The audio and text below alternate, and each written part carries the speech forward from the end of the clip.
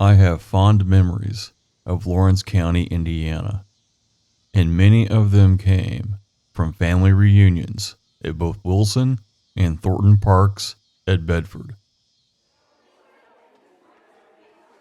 It was there that people gathered from all over, once a year, sometimes as far away as from Michigan. Everyone brought a dish or two.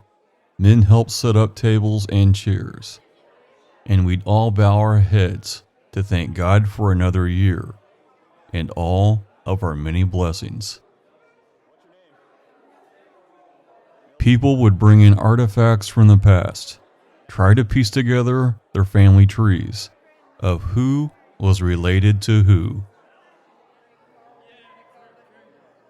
And old folks like Burl Turpin and his sister Reba Rainey told stories about the good old days with lots of laughs.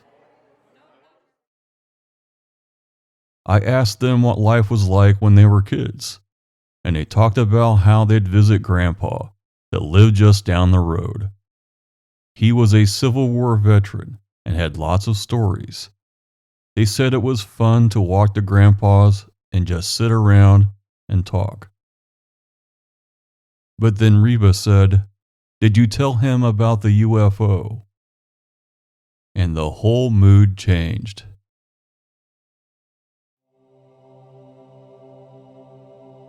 When we think of UFOs, unidentified flying objects, we usually think about the relative past, like the 1970s, when it seemed that everyone was seeing something unexplained in the night sky. There were even television shows about aliens, abductions, and government cover-ups. But this story, coming from two dear souls, was from the 1930s, way before there were even TVs, and they were dead serious about it. The story went like this. It was dark, and Burl, Reba, and their brother Bruce were in a Model T Ford with their parents, traveling through the countryside. From nowhere, a light started following them down the road. It made no noise at all. They'd speed up, the light would speed up. They'd slow down, and so would the light. Everyone was terrified. Finally, they turned the car onto another road, and the light went straight down the road without them. Okay, we're out in the country at Burl. Oh, yeah. Anyway, about around here. Yeah, there was no house here. Anyway, around about here, you said that Right along in here some places it started to... the ball of lightning or fire or something, I don't know. whatever it was, and when the car would stop, it would stop too. Oh, yeah. Now, where was it? Right behind the car, or side of the car? Oh, side the fence. On the other side of the fence. Yeah. And it would follow you besides the fence here. Yeah. And then it'd go over in the road. And it'd come in the road time to time? No. It just bounced along our fence road. But bounce on top of the fence? Yeah, about side of the... Of course, that's all good up now. Was it a steel fence, or can you remember? Oh, no, it's just a wire fence. Okay. Like this here about. Okay. But it stayed on that side of the road. Okay. So anyway, it went down the road and when it... We come in the next turn. Okay. And it was straight ahead and we turned right, or turned left. But it never crossed the road? No. It just went along the fence here. Yeah.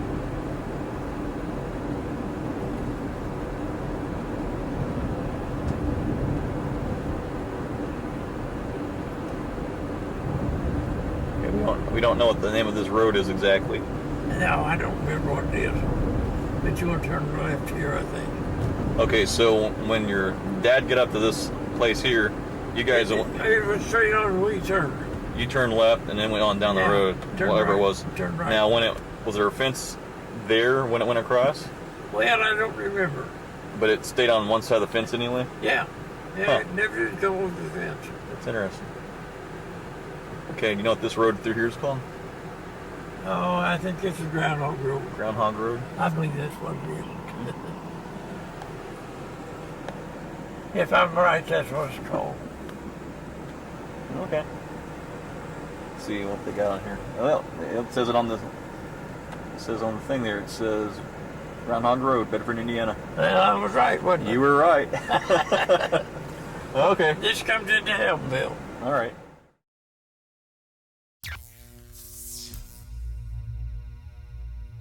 There are many natural phenomena that are hard to explain,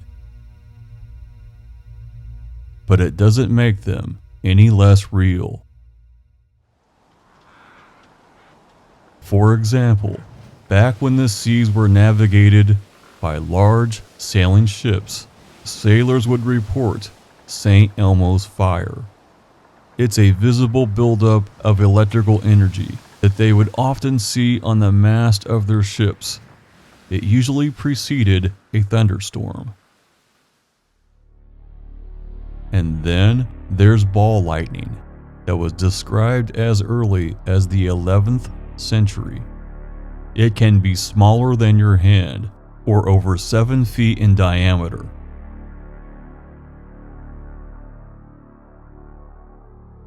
It can even go through windows and bounce around before disappearing. It usually occurs during or after a thunderstorm, but not always. During World War II, ball lightning happened in submarines when battery banks of that era were switched in or out. Ball lightning was reported as recently as 2014 on Loganair Flight 6780 over Scotland. Just before the plane was struck by lightning, ball lightning appeared briefly in the cabin. But there are many other explanations, ranging from swamp gas to reflections of light, to extraterrestrial visits from across the universe, or even spirits that appear as a glowing ball of light.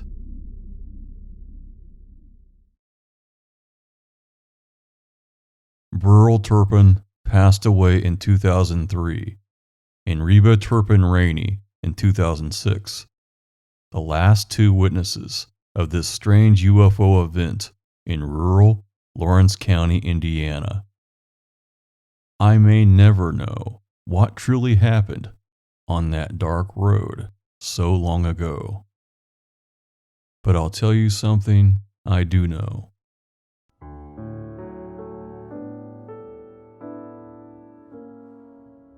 I know that my great-great-grandpa was a Civil War veteran that lied about his age and fought the Confederate Army at only 16 years old. I know how he liked strong hillside tobacco and smoked it in a corncob pipe.